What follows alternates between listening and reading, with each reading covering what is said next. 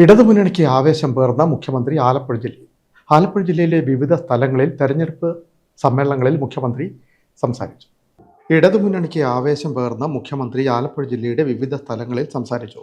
രാവിലെ 10-ന് ഹരിപ്പാട് സൗഗന്ധികം ഹോട്ടലിൽ വാർത്താ സമ്മേളനം, തുടർന്ന് 11-ന് കായംകുളം എൽമക്സ് ഗ്രൗണ്ടിൽ പൊതുസമ്മേളനം. തെരഞ്ഞെടുപ്പ് കമ്മിറ്റി ചെയർമാൻ എ ഷാജഹാൻ അധ്യക്ഷനായി. സെക്രട്ടറി KH ബാബുജാൻ സ്വാഗതം പറഞ്ഞു. മുഖ്യമന്ത്രി പിണറായി വിജയൻ ഉദ്ഘാടനം ചെയ്തു. കഴിഞ്ഞ 10 വർഷക്കാലം കൊണ്ട് കേരളത്തിൽ സമാനതകളില്ലാത്ത വികസന പ്രവർത്തനങ്ങളാണ് നടന്നതെന്ന് മുഖ്യമന്ത്രി പറഞ്ഞു. ഇടതുമുന്നണി എല്ലാ കാലത്തും ജനപക്ഷത്ത് നിന്നുകൊണ്ടാണ് പ്രവർത്തിക്കുന്നത്. ഈ നിലപാടാണ് മുന്നണിയെ വേറിട്ടതാക്കുന്നതെന്ന് മുഖ്യമന്ത്രി കൂട്ടിച്ചേർത്തു. കായംകുളം സ്ഥാനാർത്ഥി പ്രതിഭ ഹരി, ഹരിപ്പാട് സ്ഥാനാർത്ഥി TT ജിസ്മോൻ, മറ്റ് ഇടതുമുന്നണി നേതാക്കൾ തുടങ്ങിയവരും പങ്കെടുത്തു. വൈകിട്ട് 4-ന് അമ്പലപ്പുഴ വളഞ്ഞവഴി ജംഗ്ഷനിൽ നടന്ന സമ്മേളനത്തിലും മുഖ്യമന്ത്രി സംസാരിച്ചു. അമ്പലപ്പുഴ രക്തസാക്ഷികളുടെ മണ്ണാണ്. ഇവിടുത്തെ ജനങ്ങൾ ഒരിക്കലും വഞ്ചകർക്കൊപ്പം ചേരില്ല.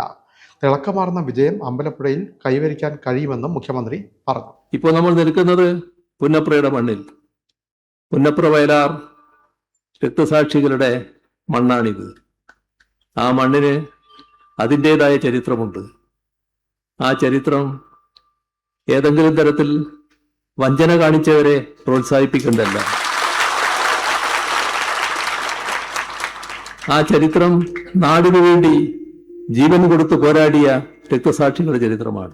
എല്ലാ ഘട്ടത്തിലും വ്യതിയാനത്തിനിരയായവര് അതിൻ്റെ വഴിക്ക് പോവുക എന്നല്ലാതെ നമ്മുടെ നാടും നാട്ടുകാരും ശരിയായ വഴിയിൽ ഉറച്ചു നിന്നിട്ടുണ്ട്. ഒരു മാറ്റവും അതിന് പുതിയ കാലത്തും സംഭവിക്കാൻ പോകുന്നില്ല.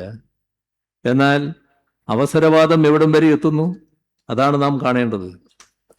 കോൺഗ്രസും ഈ പറഞ്ഞ അവസരവാദ നിലപാടുകാരനും എല്ലാം കൂടി ആലോചിച്ച് ഉറപ്പിച്ച് എന്താ നിലപാട്?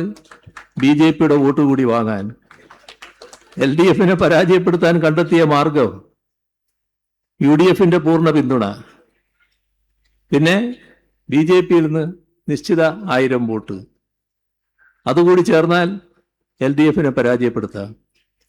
രാഷ്ട്രീയത്തിൽ 2 കൂട്ടം 2 = 4 എന്ന കണക്കല്ല വരിക. ഇവിടെ മനുഷ്യരാണ്, വിചാരമുള്ള മനുഷ്യരാണ്. അവർ ചിന്തിക്കും, എന്തിന് LDFനെ പരാജയപ്പെടുത്തണം, എന്തിന് ഇത്തരമൊരു അവസരവാദ നിലപാടിന്റെ മൂർത്തീകരണത്തെ ഞങ്ങൾ കോരണം. അത് സ്വാഭാവികമായി ജനങ്ങൾ ചിന്തിക്കുന്ന കാര്യമാണ്. അങ്ങനെ ചിന്തിക്കുമ്പോൾ ശരിയായ നിലപാടിലേക്ക് ജനങ്ങൾ എത്തും. മുൻപ് എത്തിയിട്ടുണ്ട്. ഇവിടെ BJPയുമായുള്ള സഖ്യം എവിടെയെല്ലാം പരസ്യമായിരുന്നോ ആ ഘട്ടത്തിലൊക്കെ നല്ല രീതിയിൽ ജനങ്ങൾ പ്രതികരിച്ചിട്ടുണ്ട്. ഇപ്പോൾ പുതിയ രൂപമാണ് എന്ന് മാത്രമേ ഉള്ളൂ. കോൺഗ്രസിന്റെ ഗതികേട് എവിടെ എത്തിക്കുന്നു? അവർക്കും എങ്ങനെയെങ്കിലും ഒരു സീറ്റ് നേടണം, LDFനെ പരാജയപ്പെടുത്തണം.